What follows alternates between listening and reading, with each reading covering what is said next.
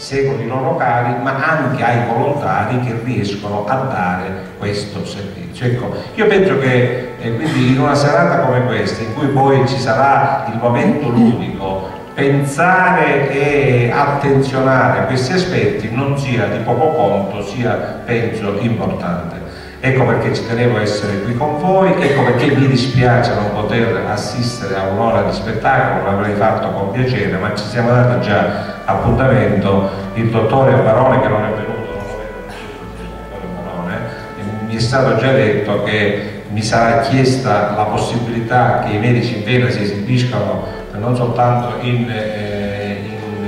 queste sale, ma anche durante l'estate catanese, perché questo ci mette nella condizione anche di dare un sorriso a tante migliaia di catanesi. Ecco, questo volevo dirvi, quindi grazie, buon lavoro per l'attività che voi fate, grazie a tutti i medici che risponderanno, i relatori che risponderanno questa sera anche alle risposte ai quesiti che saranno chiesti, e grazie a coloro i quali poi nel corso dello spettacolo, che mi pare durerà soltanto 5 ore, soltanto alcune ore, e riusciranno a far sorridere. E poi scusiamo il dottore Sciacca, è arrivato un buon ora di ritardo, però in effetti l'ho fatto perché fino alle 8 ho lavorato, poi il tempo di arrivare, di posteggiare il motorino, di cambiarsi e altre cose, in un'ora c'è riuscito. Grazie Lucio, grazie a voi e buona serata, e sono sempre, come sapete, a vostra disposizione per tutto ciò che possiamo fare assieme. Grazie e buonasera. Di questo incontro di consapevolezza e solidarietà in occasione del primo anno dalla fondazione dell'ADAS. Buonasera, buonasera, benvenuto.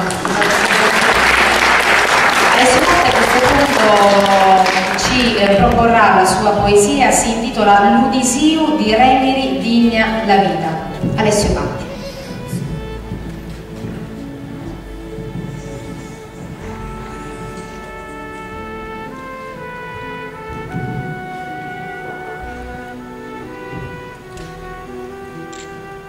Adas, l'udisio di rendere digna la vita.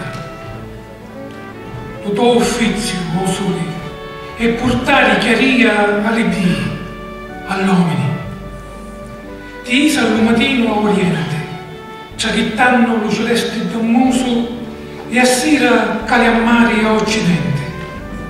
Come Orione annurvato, di Europe attraversò le strade dell'umanità, accompagnato di Celadione. Da così, nuautri smossi dell'udisio di rendere digna la vita, conoscemo cui hanno urvato dello potere di cui non è uomo, verso lo sole della conoscenza. Già che dice l'oracolo, cui è orvo e talia lo sole e guarisce di l'orvagna, come la rossa paparina trapassa di boccagli della dipendenza e della sottamissione por nuautri, e dato un escere fuori dell'isolamento e di giù sistema che contamina il nostro corpo, tempio magnifico che la natura costruì, qui nuautri.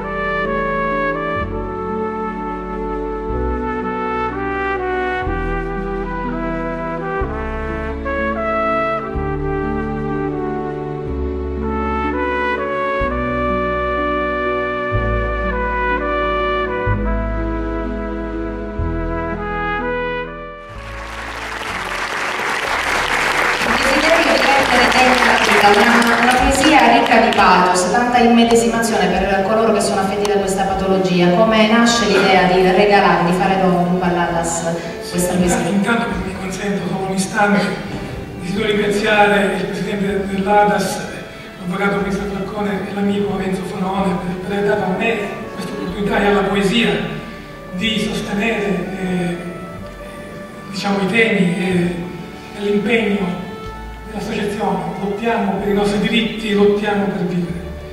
E quindi io attindo a tutta la documentazione, ai supporti che l'associazione mi ha fornito, ma in prima istanza alla mia esperienza diretta. Perché la malattia, il dolore, la sofferenza sono esperienze che uccidono il paradiso che sta dentro di noi, alle volte anche la voglia di vivere. Per cui quando ci si trova in questi momenti, l'uomo ha bisogno degli altri, perché da solo non riesce a distaccarsi in un mondo così difficile. E allora ci si affida a persone come gli amici dell'ADAS, che spesso aiutano tutti noi, come compagni, di raggiungerci per spiegarci quelle che sono proprio le problematiche che quotidianamente chi è affetto da queste patologie non riconosciute come rare affronta. Benvenuta.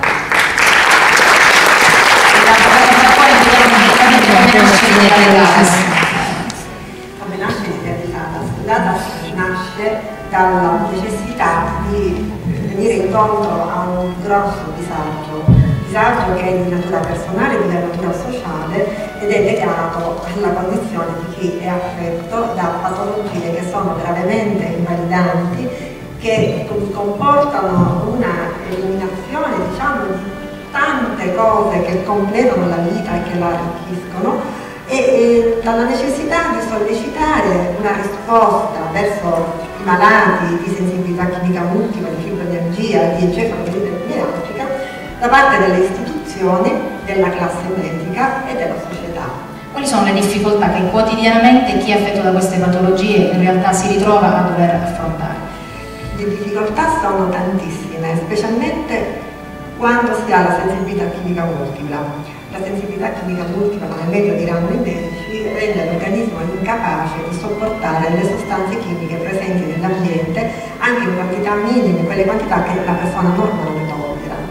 Per cui significa rinunciare alla vita di relazione, rinunciare al lavoro, rinunciare ai rapporti familiari, perché le sostanze chimiche, le sostanze che creano il danno, non sono solo quelle che tipicamente sono note, come lo smog che è causato dal traffico cittadino o dalle ciminiere dell'industria, ma le sostanze chimiche dannose sono purtroppo contenute in tutti quei prodotti che fanno parte della quotidianità: il sapone, il detersivo, il deodorante, l'insetticida, i prodotti legati all'edilizia, il toner delle fotocopie, per cui i nemici si annidano ovunque, e perché il profumo fa parte delle abitudini quotidiane, perché fa parte delle abitudini quotidiane l'uso dell'alacqua, l'uso del magnesio profumato, è chiaro che diventa impossibile purtroppo stare accanto ad una persona che fa uso di questi prodotti. Se quindi non c'è da parte della società la sensibilità di comprendere le problematiche che sono legate a queste sostanze,